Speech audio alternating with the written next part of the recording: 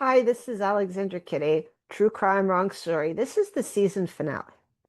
So we have looked at sins of omission throughout this season. And just a reminder, next week we have a game coming out through itch.io that's based on these cases. It's a mystery, it's not a true crime, but it will give you a great idea of learning how to look for things, those sins of omission. And this will be something we'll be doing for other seasons, but this is the first, and I'm very excited. This week's case is about a Jane Doe. So this is about a solved case with a Jane Doe, and which is somewhat unusual. So we're going to go back to 1980 in a cornfield, and we're going to see when everything else is known except the identity of the victim. So here we go.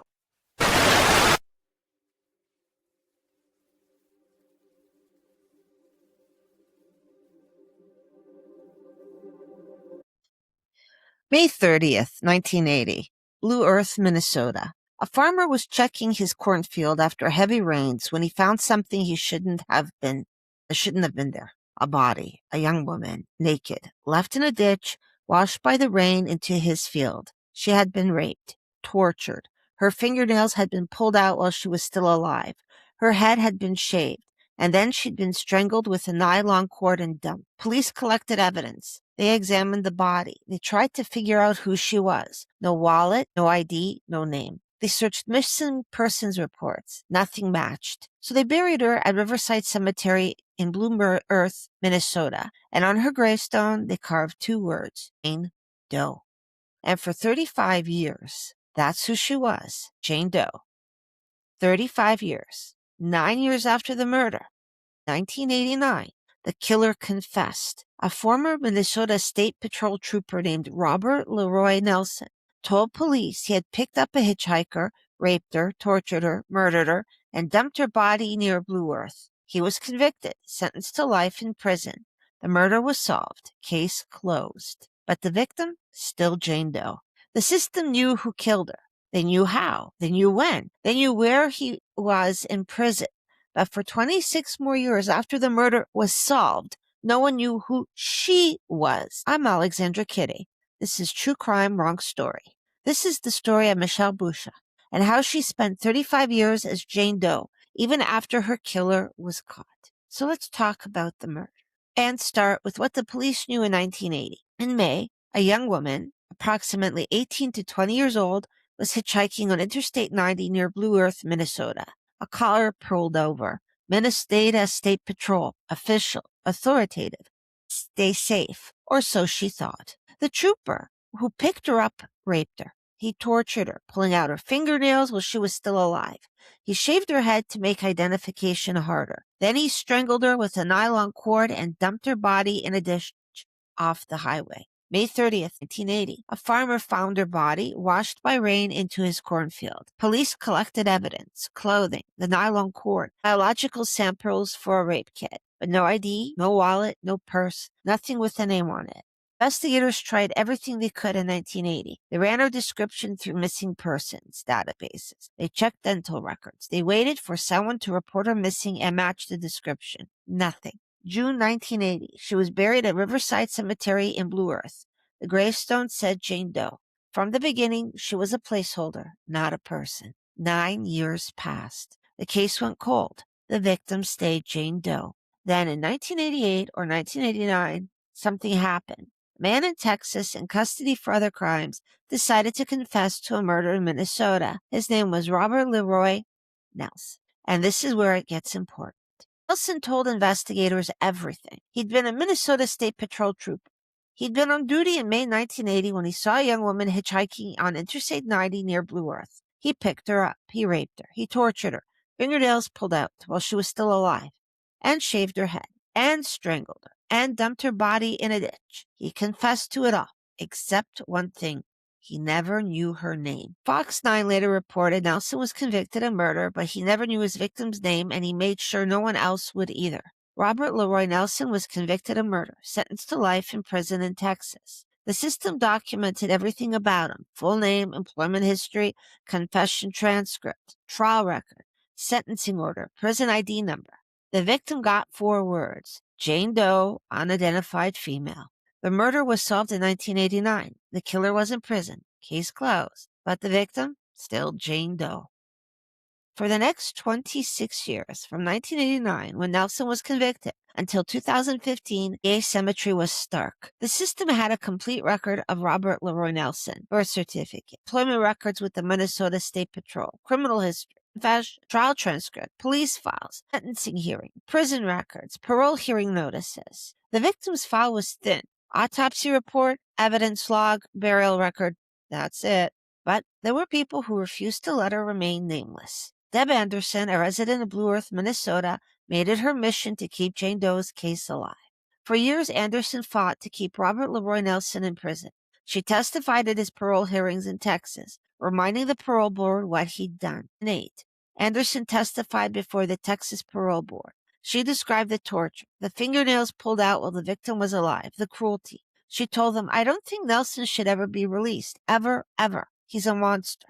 And she said something else: "This will probably go on until he dies. I'll be doing this for a while." Anderson wasn't alone. The Doe Network, a community of civilian investigators working to identify unidentified bodies, also took up Jane Doe's case. Todd Matthews, one of the network's founders, put it simply: for decades, Jane Doe was visited, remembered.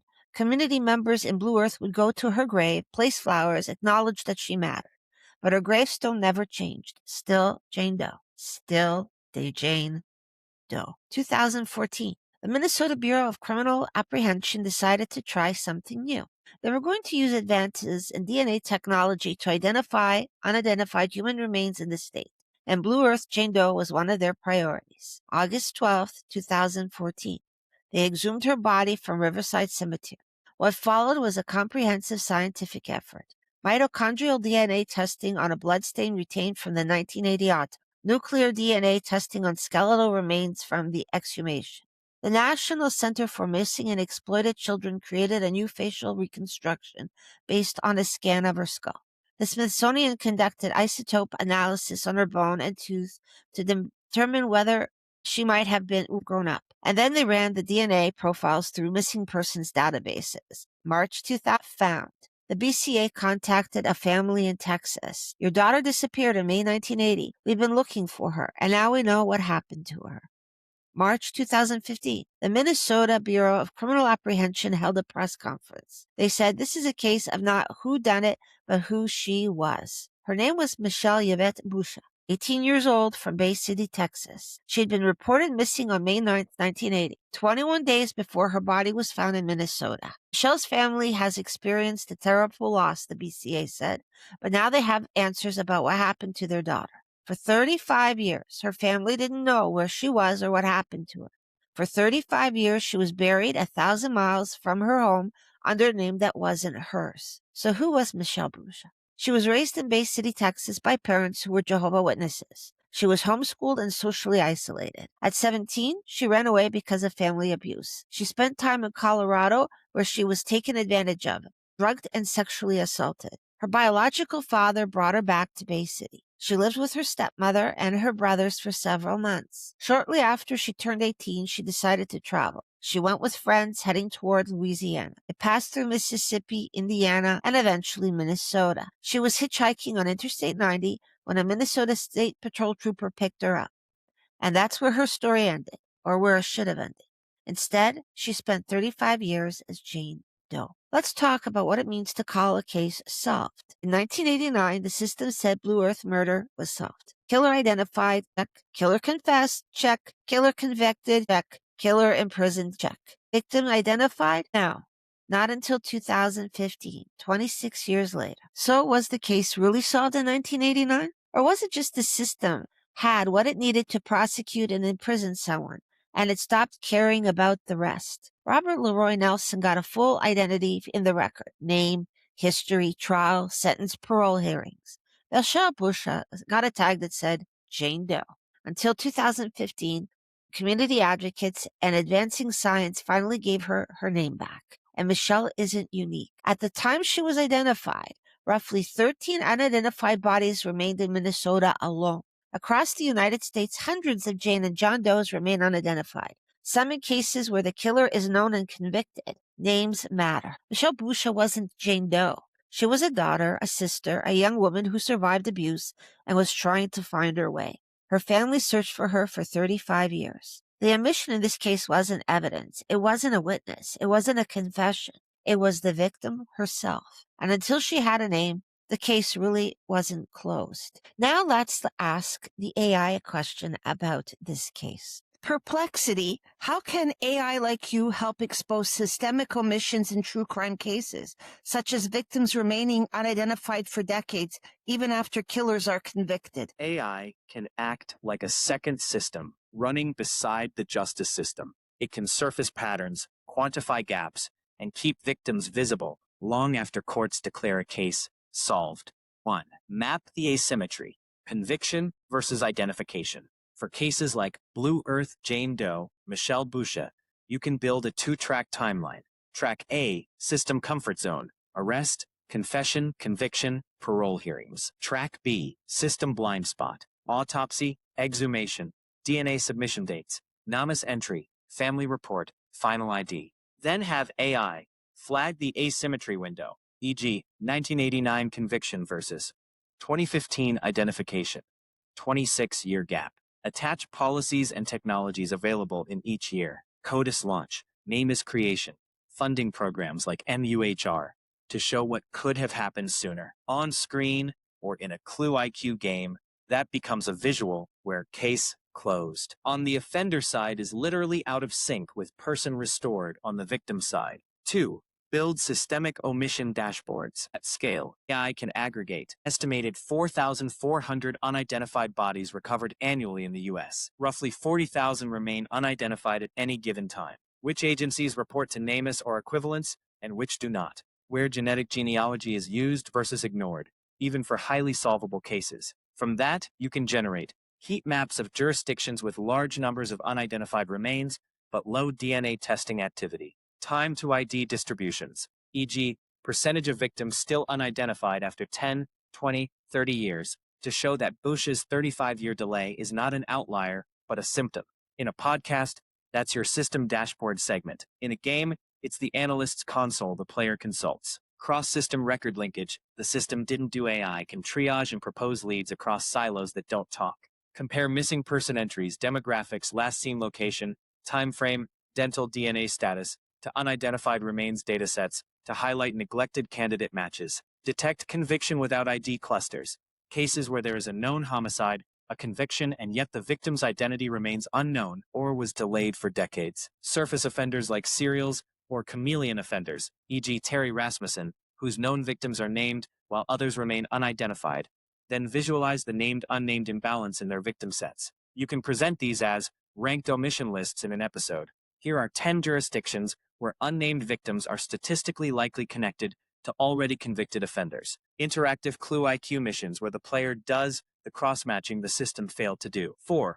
Audit workflows and funding trails. Because programs like Mahar explicitly exist to reduce missing unidentified backlogs, AI can compare where Mahar-type funds go versus where the largest backlogs are, highlighting mismatches, track adoption lags, how long after a technology, e.g., mitochondrial DNA, forensic genealogy becomes available, does a jurisdiction actually apply it to cold doe cases? Construct what should have happened flowcharts, e.g., for a body found in 1980, list the decision points, submit to CODIS, enter into NAMUS, request grant funding, and mark which steps are missing.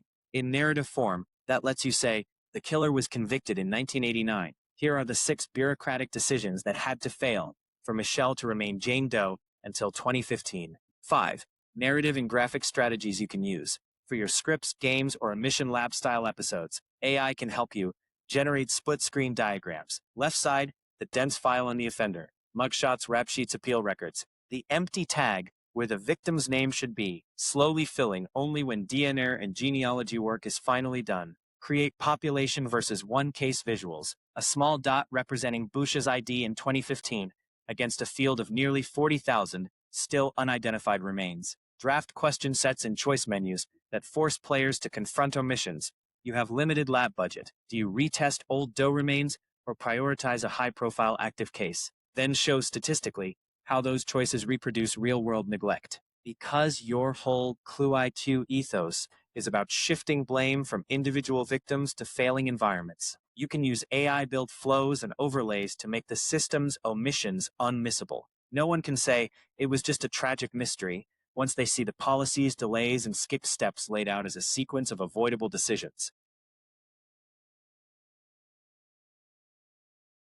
A murder case where the killer is fully documented but the victim is a placeholder isn't solved. It's just processed. The system solved the murder in 1989, but the victim stayed missing from her own case for 26 more years. That's the omission. Michelle Yvette Boucher, November 4th, 1961 to May 30th, 1980. Her remains were returned to her family in Texas. She's no longer Jane Doe. She's no longer a placeholder.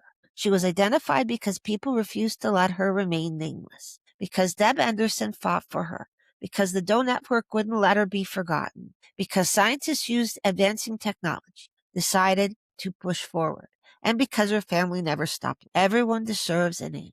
Michelle Yvette Boucher. Finally home, finally named. The case no one remembered. The investigators erased from the story. The record that missed the killer. The witness who wasn't missing. The evidence almost thrown away, and the victim with no name. 6 cases, 6 things left out of the official story. That's Season 2 of True Crime Wrong Story, The Sins of Omission. So that's a wrap on Season 2. So I hope you enjoyed those 6 episodes. The game, which would be Episode 7, is coming next week on itch.io. Links will be provided. And next season on True Crime Wrong Story, we're not changing cases, we're changing people. So the hero who later kills, the grieving parent who picks up a gun, the monster who becomes the only one telling the truth. Season 3 is called Double Lives, that's our theme, where one person's story doesn't end with one file. Coming soon. So, till then, this is Alexandra Kitty. See you in a couple of weeks. Ta-ta for now.